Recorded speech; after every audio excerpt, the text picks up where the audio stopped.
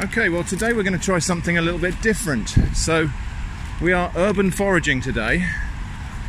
So I'm in a thin strip of woodland that is between a retail park and a busy motorway. Now I'm not very certain that I'm actually going to find anything worth foraging here, but I thought it was interesting to explore this bit of woodland. Not many people probably come in here, although you wouldn't know it from the litter. But yeah, it's not a very well trodden piece of woodland, so I thought it might be interesting just to get in here, have a wander around and see if there's anything in here that nobody ever comes in to look at.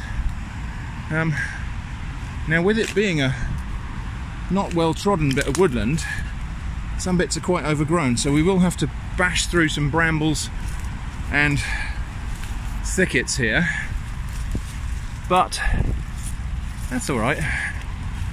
So yeah, we're just gonna have to pick our way through these little saplings and various small trees. It's not easy actually, a bit tangled up here. Oh, right, let's keep going. Yeah, we're getting somewhere.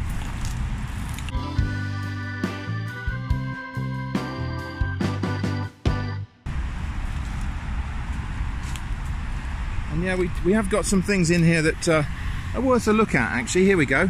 So this is a fungus that people used to say is edible.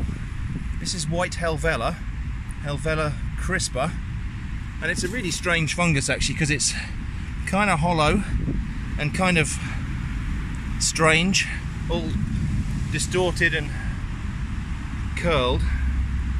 That's actually what the name crispa means, but it's now not considered edible.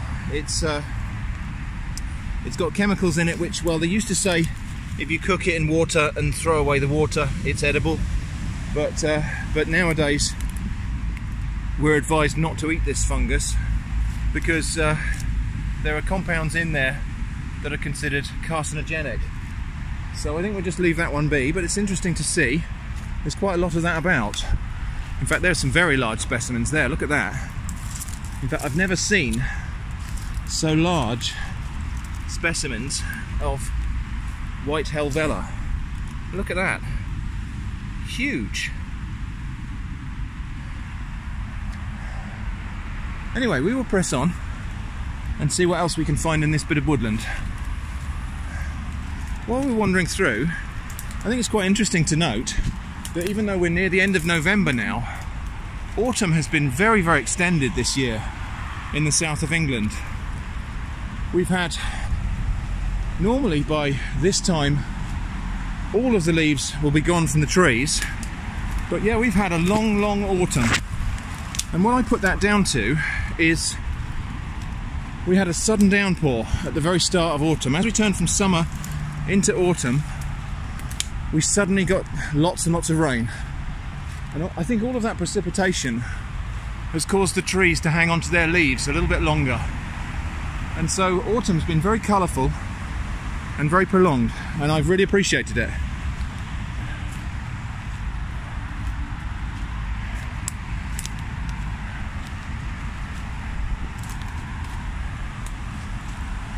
Here we go. Now look at this.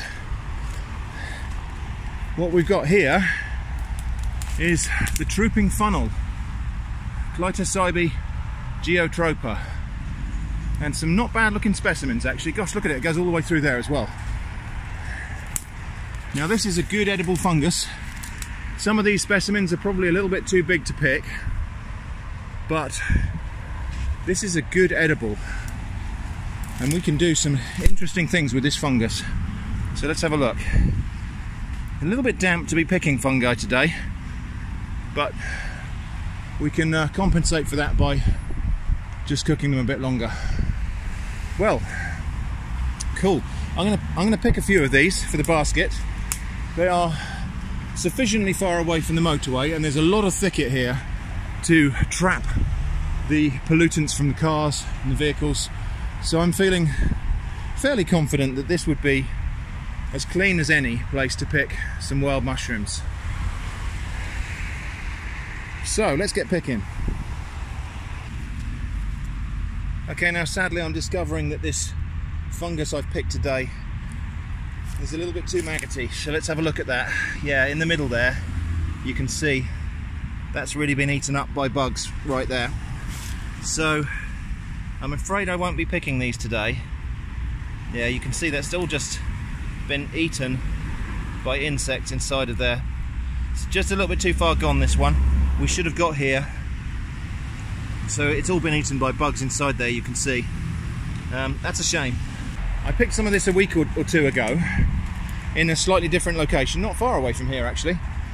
But we'll cut to that video now, and I'll show you how I used this fungus to prepare a sort of fake pulled pork. So we're going foraging in a not very natural environment. We are in a little patch of woodland here in the middle of an industrial estate, and I saw something earlier which is of great interest to me, and it's over here. Here we go. This fungus here, this is called Clitocybe geotropa, the Trooping Funnel Cap. Now some of these are too far gone to pick, but if I can just show you the size of these specimens, look at that. Trooping Funnel Cap, so called because it very commonly grows in drifts and troops through open woodland and clearings such as this. And yep, it's a good edible. So we're going to pick the younger ones of these, which are up at this end. I think there might be a decent one in the middle there as well, and a few smaller ones maybe underneath. So we're going to pick a few of these and get them back to the house. The thing I like about this mushroom, I've never picked it before, but it's very unlikely that you'll mistake this for anything else because of its size, if nothing else. But anyway, when we get it picked, we'll look at some of the identifying features. This is a medium-sized specimen, and there's a few identifying features. I mean, for one thing, it's a tall mushroom. It's probably 25 centimeters tall. Here, the stalk is kind of brownish tan, and it's woolly at the base. It's got this sort of fluffy woolliness at the base here. The cap has this kind of slightly rolled over, recurved rim here. The gills go straight down and join the stem. I believe that's what's called decurrent gills, and they are a creamy beige colour at this stage. So the mushroom itself is pale creamy white through to light beige. The smell, well, it's just pleasantly mushroomy. So there we go. I'm going to get this in the basket. I'm going to cut off the bottom of the stalk because I don't want all that dirt to get into the gills. So yeah, I'm not going to pick any more than that. I've just got 3 mushrooms here, and 3 mushrooms hopefully will be, assuming they're nice and sound and not full of bugs, that will be plenty for my evening meal. And we're just going to leave the rest of them for people to wonder at, because it is quite spectacular, the size of this fungus. Like I say, you know, there is my size 10 shoe next to them. Quite remarkable to see.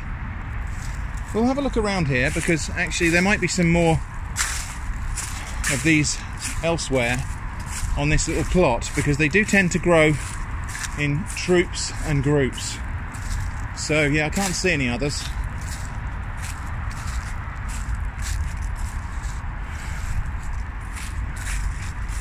So what about these mushrooms then? Really pleased to have found these. I've been looking for this species for quite a while now and never yet actually managed to find it until today. So really thrilled to find that, and tonight we're going to cook it up. But first, it's really important to make sure that we got our ID correct. Now fortunately for us, this mushroom here is one of the easiest mushrooms to identify because there's just not very many things like it. It's huge for one thing. It stands about 30 centimeters tall, and that rules out a whole bunch of other things straight off the bat. It's got this downy furriness to the bottom of the stalk, which is a very useful diagnostic feature. Gills are decurrent, running down into the stem, as you can see here. It starts off convex, but very quickly turns into a funnel shape, and it retains this funnel shape throughout the rest of the development. And for most of the rest of the mature form, there's still this recurved lip here on the edge of the cap. So lots of ways to be really certain about this mushroom, but you should always consult a very good field guide. Ideally you should consult a human expert. I'm not an expert, I'm just an enthusiastic amateur.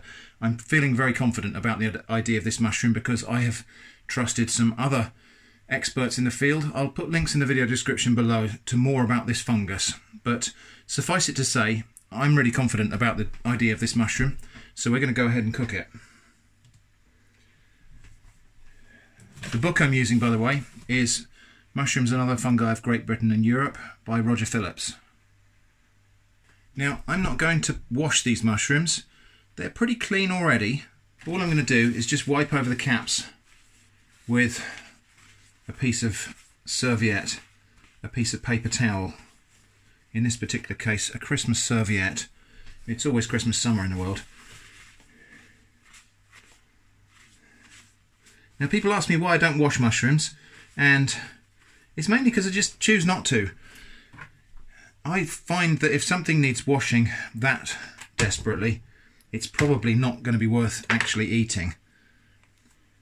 If you can pick mushrooms in a clean enough state that they don't need washing, they're going to be that much firmer and flavourful anyway. So let's have a look. We're just going to tear this apart and just check inside to make sure we haven't got any nasty bugs and beasties inside there. We're doing pretty well. So that looks like a good mushroom. So I'm just going to tear it into pieces like this, into little strips, and we'll cook those exactly as they are.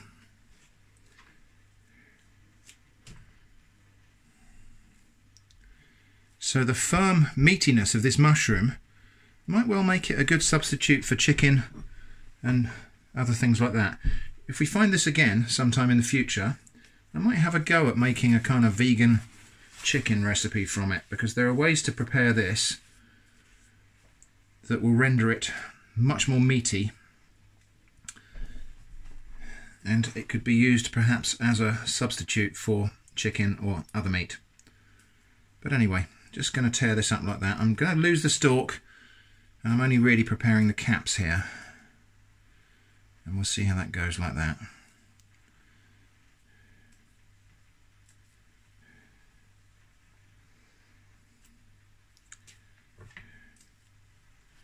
And they are such huge mushrooms that these 3 mushrooms here, even after they've cooked down, are going to be quite a substantial feast.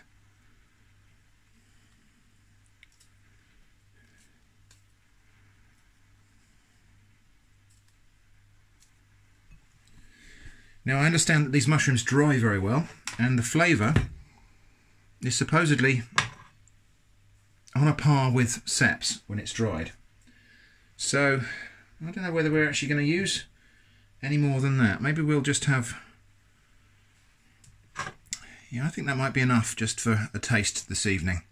Okay, so here's what we're going to do. I'm just going to fry these mushrooms in a little bit of vegetable oil.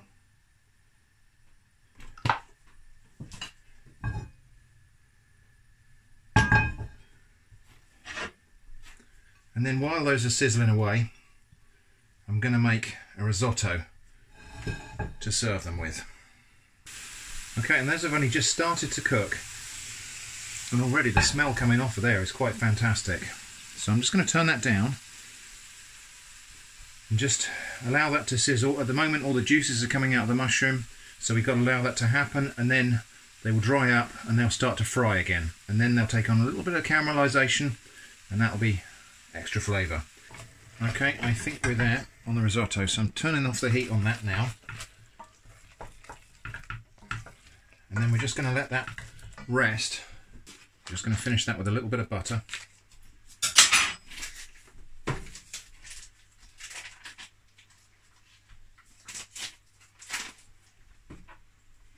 And some grated Parmigiano.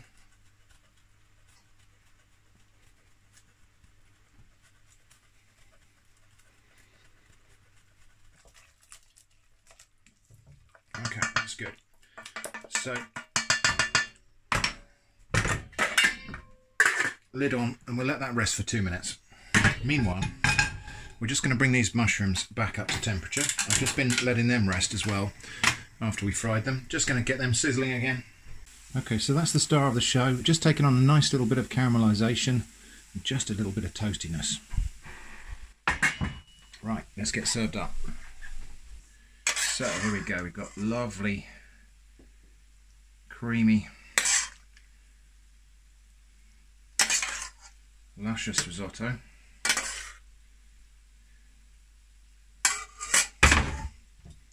Is that enough for that? Yeah. Just a little bit more. Some of those Trooping Funnel caps on top. And I don't suppose the light in this room is doing that justice, really. This is domestic lighting and sometimes it makes things look a bit weird.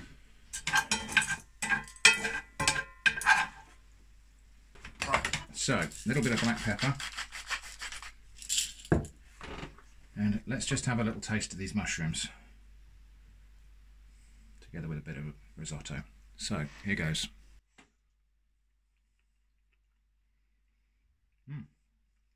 Good. Really meaty mushroom. I would say on a par with oyster mushrooms, actually. Similar sort of flavour. Maybe a little bit more mushroomy than oyster mushrooms. A little bit more meaty than oyster mushrooms, but quite similar in other respects. But yeah, that's really good. And look forward to eating those again. So that was Trooping Funnel caps. Okay, so we've got 2 more of these lovely Trooping Funnel cap mushrooms left. Today, we're going to try making a kind of fake pulled pork with them. So I've got a non-stick frying pan here, which I've just given a very light brushing of vegetable oil. And then we're going to take our mushrooms. We'll lose the stalk. Although apparently you can eat the stalk. You can cut that into discs and put it in soup. And we're going to give these a clean, like we did before. Just wiping them. Now it's especially important here that I'm not washing these because I don't want to introduce extra moisture because we're going to end up trying to dry these right out. So just going to wipe away any dirt. They're pretty clean anyway, so not a problem.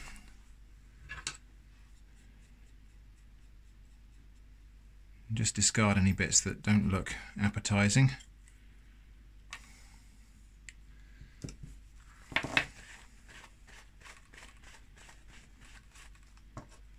And the plan then is to tear these into very thin strips and lay them all in the same direction in the frying pan and make quite a thick layer of these thin shreds of mushroom.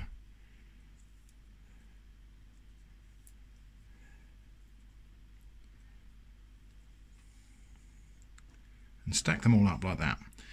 And then back in a moment when we've got that done. Okay, so we've got about 1.5 of those mushrooms shredded into fine strips and then laid all in the same direction in the pan here. So let's get to the kitchen and we're going to fry this gently with a metal press on top of it. Okay, so what we're going to do, we're going to get that on a medium heat, and then I've got this which is actually a bacon press, but it's fake meat we're making here anyway, so we're going to use it here. Now before you go and get triggered about me putting metal things in my non-stick pan, just want to point out 2 things. One is that if we're very careful here, the mushrooms will prevent this metal from touching the pan. The second thing is, this is my frying pan, not yours. So let's let that cook for a bit and we'll see what we end up with. Ideally we're looking to cook all the moisture out of those mushrooms and compress them down into a dense sort of protein layer. Okay, so this has been cooking for about half an hour and a change has taken place. Look how much that's cooked down, it's quite amazing. So what we've got now is, well, it's come into 2 pieces for now, but let's see how we get on. But it's all kind of cooked together and a lot of the moisture's come out of it. So now we're going to dress it with some sauce. And this is a mixture of A1 steak sauce, a little bit of smoked paprika, some dried mixed herbs, and a tiny bit of dark soy sauce. I'm just going to mix that together to make a sort of dressing, which we're just going to brush onto it and allow that to cook in a little bit. Hopefully that will caramelise and stick together a little bit more as well. And I'll just flip that over so that that sauce has a chance to caramelise on both sides, or soak in on one side and caramelise on the other. Okay, so back on the heat. And I think now we'll leave the press off now. Okay, so here it is. Now it's shrunk down very considerably from being right across the pan there to this tiny little portion of, well, it's not exactly got the texture of meat, but let's give it a taste and see if it's got any of the properties of pulled pork, which is what we're trying to fake here. So a bit of salt and pepper, and let's have a look. So yeah, there's still quite a mushroomy texture there by the look of it. I think we could probably stand to drive off more of that moisture if we wanted to and if we had more time. But let's have a look at that. So it kind of looks like pulled pork. I think in a sandwich we might get away with that.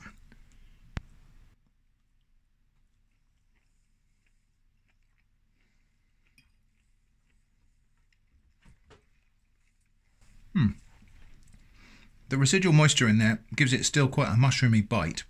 However, there definitely is a meatiness to this. And I don't think that's all come from just the sauce. These are really deeply savoury mushrooms. And yeah, I think you could get away with that. A little bit more cooking to dry that out some more. Maybe baking in the oven. Maybe a little bit more oil. And I think you've got something there that's a worthy substitute for pulled pork.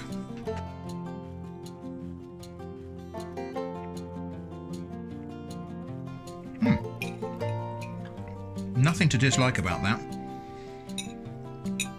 And interestingly, it doesn't really taste of mushrooms. It's got a lot of savoury punch to it, but it doesn't really taste mushroomy.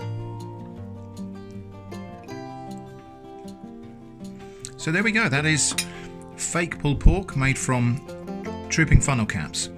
Thanks for watching, and I hope to see you again soon.